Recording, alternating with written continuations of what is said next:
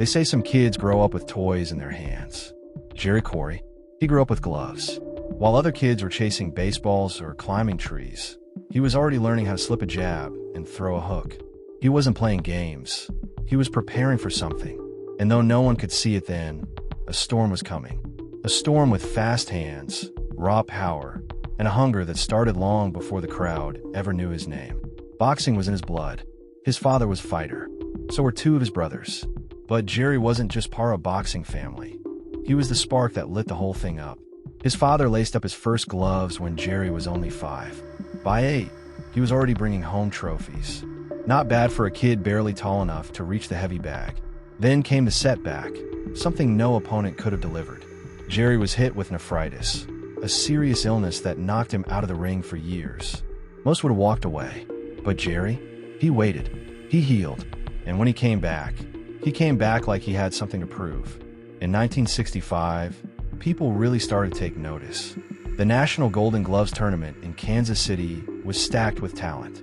But a 19-year-old Quarry, just 183 pounds, ran through it like a freight train. 5 fights, 5 knockouts. No one had done it like that before. By the time he stepped into the professional ring later that same year, Jerry Quarry already had over 200 amateur bouts behind him. Every one of them built the fighter he would become. Every win, every loss, every lesson. This wasn't just another boxer chasing a dream. This was Jerry Quarry, a fighter forged in family, hardened by sickness, and unleashed with a punch that could end your night in seconds. Before he ever stepped under the bright bulbs of a television studio or stood across from the biggest names in boxing, Jerry Quarry was just a hungry young man fighting under the smoky lights of the Olympic Auditorium in Los Angeles. The crowd knew him before the country did. He wasn't polished. He wasn't protected. But he showed up night after night, fight after fight, and gave people something to talk about on the way home. Quarry turned pro in May 1965, and by the time the year ended, he already had 14 fights under his belt. No time for easing in. No room for breaks. He fought like he was chasing time. Maybe he was. The pay was thin, so, in between punches, he worked changing tires at a Greyhound station just to keep going. There was no glamour in it, just sweat, steel, and the grind of rubber. He stayed unbeaten through his first 20 bouts, though not untouched. 3 ended in draws, including one against a fading but still dangerous Floyd Patterson. Then came Eddie Mackin. Mackin was known for stopping Sonny Liston's knockout streak, and he handed Quarry his first professional loss. It was a lesson, not a finish line, but Quarry had something that kept pulling him forward. He wasn't just a brawler. He was a student of the fight game, a man who understood timing, pressure, and surprise. He showed it again in 1967 when the WBA decided to fill the gap left by Muhammad Ali's exile with an 8-man tournament. They didn't call Joe Frazier, but they called Quarry. First up in the bracket, a rematch with Patterson. Jerry started fast, dropping the former champ more than once. He tired late, but held his ground better than in their first meeting. This time, the judges gave him the win. Then came Thad Spencer, the hot pick of the field. Quarry cracked through the hype with a knockout, punching his way to the tournament final. But fate doesn't fight fair. Just before the last bout against Jimmy Ellis, Quarry suffered a freak injury. He broke his back diving into a pool. It got worse. The injury led to an infection. He fought anyway. Ellis was slick and smart. He knew Quarry had a trick, leaning back on the ropes, inviting the attack, then unleashing punches in bunches. This time, it didn't work. Quarry lost on points in a tight decision. He took some time to heal, but when he returned, he reminded everyone why they believed in him in the first place. He beat Buster Mathis, a 250-pound Olympic standout, across 12 rounds. It wasn't close. That win, more than anything, put him back in the mix for another title shot. Jerry Quarry wasn't a perfect fighter, but he had a kind of spark that couldn't be taught. He fought like someone who knew how hard life could hit, and made a habit of hitting back harder. There are fighters who wait for the moment, and there are fighters who walk right into it, ready or not. Jerry Quarry never waited. He wasn't built for standing still. Not in life, not in the ring. By the summer of 1969, the heavyweight picture was a blur. The belt had been passed around, but most folks already had their minds made up. Joe Frazier was the real one.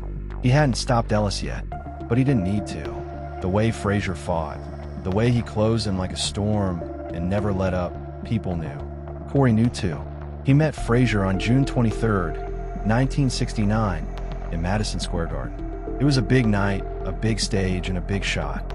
Back in California, the San Bernardino County Sun dubbed him the Great White Hope. But Jerry didn't need a label. He just needed a chance. The Garden was with him. He had the crowd. He had the heart. But Frazier brought something else. Relentless pressure. A rhythm like a train you couldn't stop. Quarry held his ground for as long as he could, trading, slipping, trying to find an opening. But Frazier didn't give those. By the 7th, the damage had added up. Blood from his nose. A deep cut swelling under his eye. Still, Quarry stood there, gloves up, refusing to fold. But when Frazier unloaded and Jerry didn't move or throw back, the referee had no choice. The fight was waved off. Frazier had the win. Quarry had the respect. Ring Magazine named it the fight of the year. Most fighters would have taken time. Quarry didn't. He was back in the ring fast, picking up 2 wins before a strange night in December. He faced George Chuvalo, the iron-jawed Canadian who was as tough as any man alive. Chuvalo wasn't ranked, but he was always dangerous. Quarry boxed smart, sharp, and built a strong lead. Then came the 7th round. Chuvalo caught him. Quarry went down, quickly up at 4, then took a knee to steady himself. He rose again, right as the referee counted 10. But Zach Clayton didn't hesitate. He waved it off. KO. Just like that. The crowd didn't know what to make of it. Neither did Quarry. He hadn't been knocked out. He hadn't been beaten down. But in boxing, seconds matter. And 10 is 10. Still, that night was just another chapter in a career that never stopped moving. Win or lose, Jerry Quarry always came back. And when he did, you watched, because no one fought like he did. Some fighters wait for the phone to ring. Others wait for the right matchup. Jerry Quarry didn't wait. He stepped forward, sometimes too soon, sometimes hurt, sometimes counted out, but he always stepped forward. That's what made him different. That's what made him dangerous. After the strange and bitter ending with George Chuvalo, Quarry could have taken a step back, but that wasn't in him. He returned fast, fists flying, piling up wins again like he had something to prove. And maybe he did, because when the boxing world needed someone to take on the most talked about comeback in sports history, only one man said yes. But before that moment, Quarry had to earn his way back. He faced Mac Foster, a wrecking machine from California, undefeated at 24-0, every win by knockout. Foster was bigger, ranked number 1, and confident. Quarry didn't blink. He took the fight, walked in at 195 pounds, and tore through the storm. He dropped Foster in the 6th, shutting the mouths of everyone who thought he was finished. It was the kind of win that changed everything. The kind of win that brought one name knocking: Ali. Muhammad Ali had sued his way back into boxing after his exile. He needed an opponent. He asked every top heavyweight on the list. Only Quarry stepped forward. That's how he ended up in Atlanta on October 26, 1970, under the weight of the spotlight, against the greatest name in the sport. Ali looked sharp. The jab, the movement, the speed, it was all there. Quarry tried to close the gap, but nothing landed clean. Then in the 3rd round, Ali caught him with a right hand. The cut opened instantly, deep and bad. Trainer Teddy Bentham saw it was over. Quarry didn't agree, but the doctor did. Referee Tony Perez waved it off before the 4th. It went down as a 3rd round TKO. Quarry didn't argue about the pain. He argued about the chance. He wanted a rematch. While waiting for that second shot, Quarry took a break from fighting and leaned into TV work, appearing on different shows. But the fire didn't go away. In June 1971, he came back once more and stacked another string of wins. He dominated Tony Doyle, knocking out the memory of an earlier draw. Then he crushed Jack Bedell in London. First round, no questions. He followed that with a tricky win over Larry Middleton, a tall, slick fighter who gave him fits, but not enough to win. Then came the second Ali fight. June 27, 1972, Las Vegas. Ali called it the Soul Brothers versus the Quarry Brothers. Jerry was headlining. His brother Mike was on the undercard. Mike didn't make it out. Bob Foster knocked him out brutally. Jerry saw it, but he still walked out for his own fight. At the opening bell, Quarry rushed Ali, picked him up off the canvas for a moment, sent a message. But Ali had his rhythm, and once he found it, He didn't let go. Quarry took shots, stayed in it, but by the 7th round, he was running out of gas. Ollie landed a flurry, then signaled for the referee. Fight over. Quarry protested again. Not the loss, but the chance to keep going. That was always the thing about Jerry Quarry. He never stopped showing up, never stopped swinging. And when the call came, no matter how big the moment or how long the odds, he answered. There are boxers who shine for a while, make their money, and disappear. Then there was Jerry Quarry, a man who kept punching, kept showing up, even when the game had tried to leave him behind. He wasn't built to wait on chances. He made them. By the time the second Ollie fight was over, most thought Quarry's best days were behind him. His face carried too many scars. His reflexes weren't what they once were. But with Gil Clancy now guiding him, Quarry began to settle into something rare, experience turning into sharpness. In 1973, against all odds, he gave two of the best performances of his career. First came Randy Newman, a solid fighter with only 2 losses. Quarry handled him. Then came Ron Lyle. Big, powerful, 6 feet 3 inches, 219 pounds. Undefeated. The kind of rising star promoters like to protect. But they put him in with Quarry anyway. Maybe expecting a war. Maybe expecting Quarry to fade. He didn't. Lyle started fast, but Quarry figured him out. He picked him apart, outboxed him, and won nearly every round. For 12 rounds, Quarry showed he wasn't just hanging around. He still had fight left in him. Around this time, Quarry did something unexpected. He joined the TV show The Superstars, where athletes from different sports competed in physical challenges. Most figured the boxers wouldn't last long. Quarry made it to the final and placed 4th, behind 3 NFL players. That kind of surprised people, but maybe it shouldn't have. He was always more than he looked. Back in the ring, Don King set up a showdown with Ernie Shavers in December. Another heavy hitter, 46 wins, 44 knockouts. People expected violence, and they got it.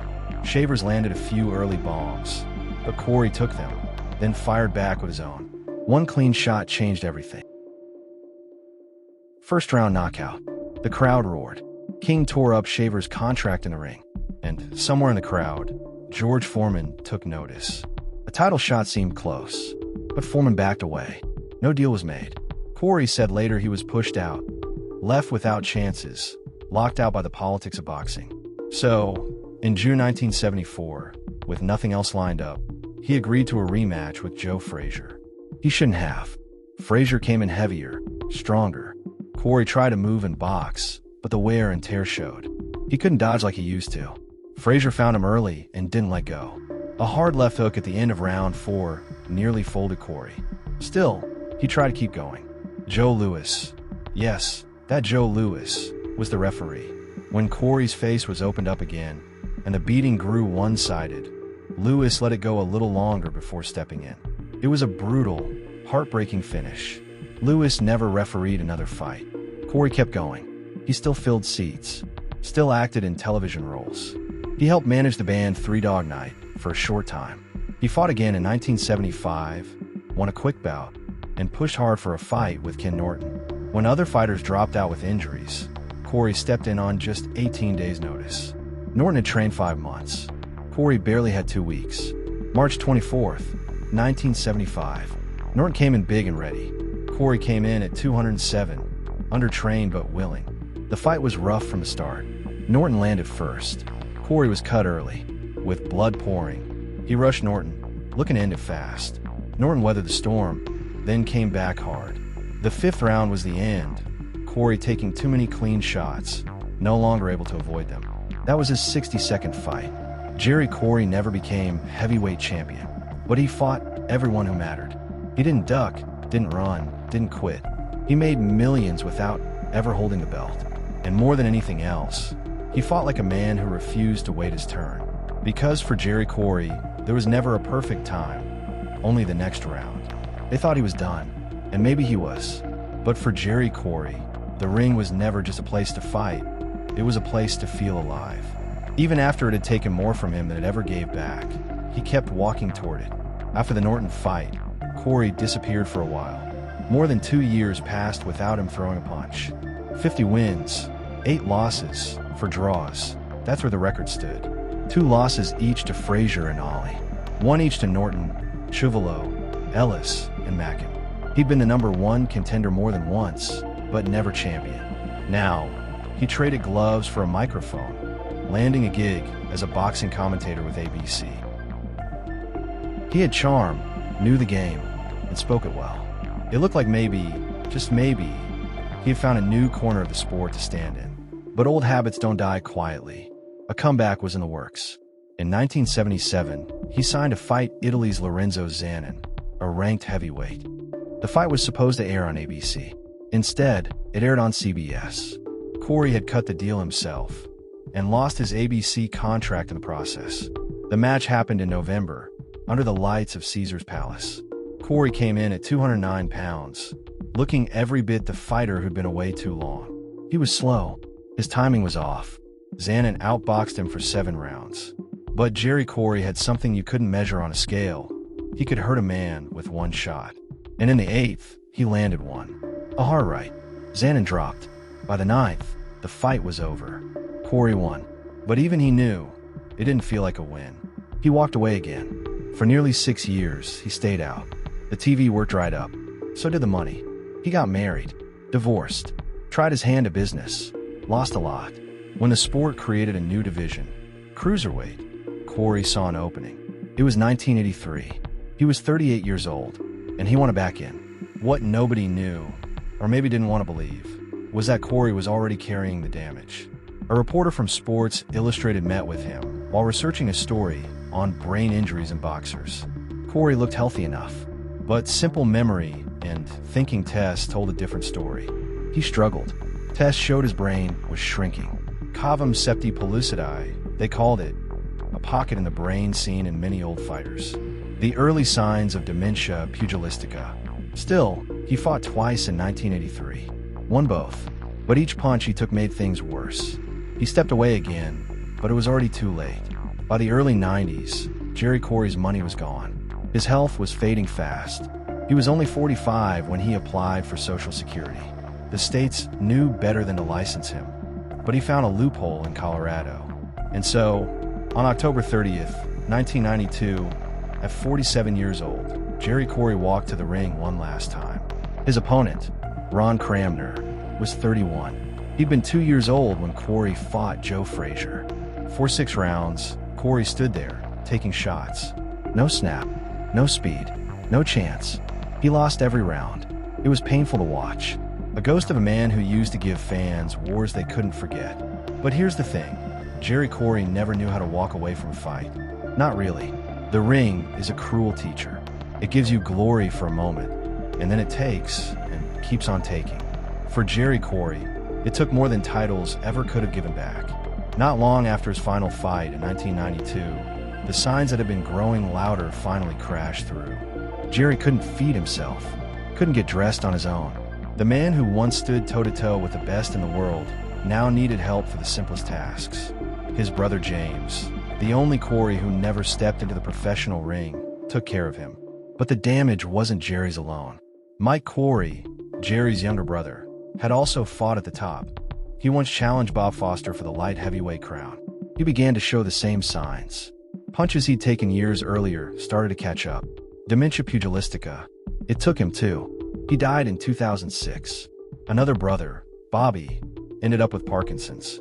The ring, it seemed, had left its mark on all of them.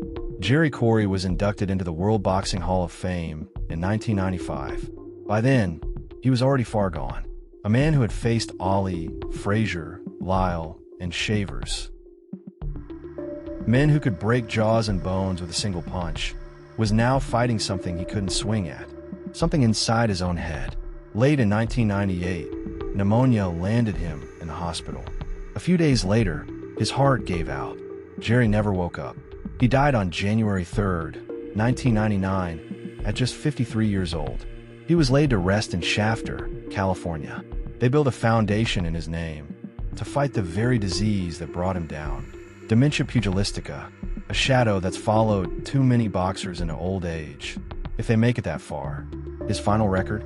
53 wins, 9 losses for draws, 32 knockouts.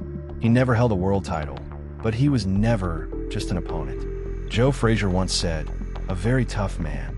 He could have been a world champion, but he cut too easily."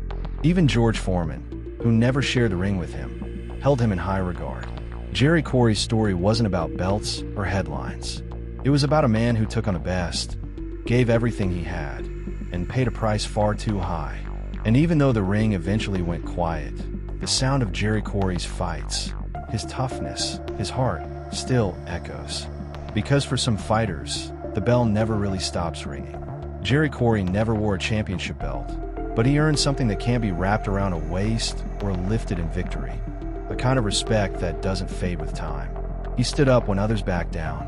He fought the fights nobody else wanted. And though the ring never crowned him king, fans knew who he was. They still do. In a brutal era of boxing, one of the toughest in history, he wasn't just there. He mattered. And even as his name faded from the headlines, the story of Jerry Quarry still lives. Not for what he won, but for what he gave. He was the fighter who kept coming forward until he couldn't.